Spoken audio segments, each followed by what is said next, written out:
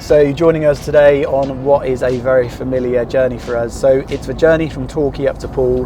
Now, for many of you know that Sunseekers are all built in Poole, it's where the brand was established. It's about 100 miles from Torquay up to Poole. But what we're doing today is we're going up to see some clients that have been very interested for the last 12 months in a Manhattan 55. We've actually got a boat that's finished up in the yard, up in Poole, and they're going to come see that boat and watch us as our day unfolds. So we've arrived in Poole, and as you can see, it's our sales yard here, which is some fantastic boats here on display. We've got a Manhattan 68 here, we've also got a Manhattan 55, and even a classic Sunseeker Mohawk 29. This is the boat the clients have come to see, this Manhattan 55, so let's jump on board and go and have a look. So before we jump on board, it's a good opportunity just to show you some of the underwater gear on the boat. And as you can see here, I'm stood underneath what is the hydraulic platform, and it gives you an idea of the scale of just how big this boat is, and just also the quality of the equipment. So you've got the hydraulic rams up there, which you can see actually are used to lower this platform down. You've also got your stern thruster down here, which is what's used to move the boat sideways at the stern using the joysticks on the helm. You can see here your anodes. We get lots of questions about anodes, but these are designed to erode before the actual metalwork of the boat does. And then of course your all important rudders down here and your props. It's a shaft drive boat, and as you can see, the propellers there is what used to push the boat along. First things on the transom here, this boat's got a beach club. So drop this down here, you've got your barbecue grill in there and some cup holders. You've also then underneath here got a seat. There's no cushion on there at the moment, but that also works well as a seat. On the starboard side of the boat here, you've got a really practical, sensible storage area. So you can see at the moment we've got some fenders in there, and there's also actually a shower head in there. So that makes a really nice stern shower. In addition to your hose shower, just pop that button there, door comes back, and you've got a single berth in there with its own WC, its own wash basin, and also lots of storage. And to be honest, on the 55, really this space gets used predominantly for storage, bikes, paddleboards, kit, all that stuff you need for Mediterranean or UK cruising. As with the platform of the boat, the aft cockpit is very generous in size. There's lots of room here for socialising, entertaining. You see here you've got the table which has the two leaves that fold out, and with those out you can easily seat 4 people on the back there and a couple of people on director's chairs where I'm stood. Super easy. You've got engine room access here, so it's very straightforward. A great feature of the 55 is this bar area, and I think this is really, really nice. So that area here you can see folds out. If I just close that back now, it's quite heavy. Push that button there. You can see now that electrically comes up and closes off that space. With that up, you've then got a single piece door which closes to completely enclose this saloon area. So the clients have just called me, they've just arrived in Poole, so I'm going to break off the video for a second, go meet them, show them on board. Come with me now into the saloon and you'll get a real sense of just how the space continues. You've got the galley on the port side here down at the stern of the boat, and it's fully equipped. So you've got slimline dishwasher there, beautiful stonework on the top here, really sets off the colour scheme. So you can see in here we've got the light and dark wood finish, which gives it a really interesting look. In addition to the fully equipped galley, you've got fantastic refrigeration set up here. So this has got the additional fridge drawers, so you've got 4 of these located on the starboard side of the boat, and they're huge. You can get a lot in there, so you can have these either set up as refrigeration or freezers. So there's a lot of refrigeration there, perfect for longer stays on board. And if you actually take a look, there's storage everywhere you go. Little locker there, little lockers here. If we come now up into the upper part of the saloon, there's a huge seating area.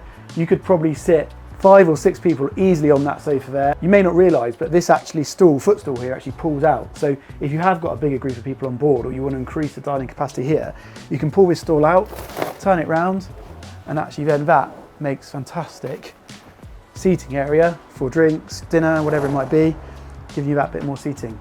Behind me here, you've got a huge television, which is obviously all smart enabled. The boat is fully fitted with Sonos throughout, so you can see the Sonos soundbar there. And again, more storage underneath the television. What I love on the 55 Manhattan is just those exterior windows. Okay, we're in a boatyard here, so you don't get a full concept of the view, and we have got the netting still on the outside, but it really does let so much light inside. And if you watch some of my other videos recently on the 65 Predator, you'll see that I talk about just that view, that vista you get through these windows. I'm up at the helm now, and what a helm, I mean, you've got everything you could possibly ever want here. You've got bow and stern thruster controls, autopilot controls, you've got the boat's CM8 control system here, which is super easy to use and to interpret. You can actually control most of the boat's critical systems from this device: lighting, ventilation, bilge pumps, fuel tanks, water tanks, etc, etc. You then also got these two huge Simrad screens here on the dash, multi-function screens, so they will do a multitude of things. They of course give you your traditional chart plotter option. You can see your AIS targets here, but you've also got the additional ability to control your Seakeeper through here. So this boat's got the Seakeeper fitted, option extra, but you can actually turn that on from using these screens, and you can even turn on the underwater lights from using these screens. So they really do aid the use of a boat. Wireless charger here, which we're seeing now on all of our boats up at the Helm, and just a nice place to be. You've got an electric window here on the starboard side, so if you do want a bit extra ventilation or to speak to your crew, that's very useful too. Going to go down to the cabins now, but before I do, more storage up here, port side of the Helm, massive storage bins. I've got clients who've got these boats and they use that. It's a really practical area for keeping stuff. Coming down now, the stairs, nicely proportioned, nicely lit as well to come down. And really the cabin I have to show you on here is the master cabin. Look at the space, look at the volume. There's so much room in this cabin. You've got huge hull windows letting loads of light in and lots of detailing everywhere. And that's what's just spectacular about the 55 is the lighting, the detailing, the use of different materials everywhere you look. You've got a huge television there on that forward bulkhead. Again, lots of storage. If you look underneath all that seating there, the storage, you've got storage all the way underneath here, and these go right back. So you can easily put lots of bits and pieces in there. USB charging points at the either side of the bed, which again is really important. And then you've of course got your own ensuite, which is hidden behind this pocket door. Beautiful veneer there.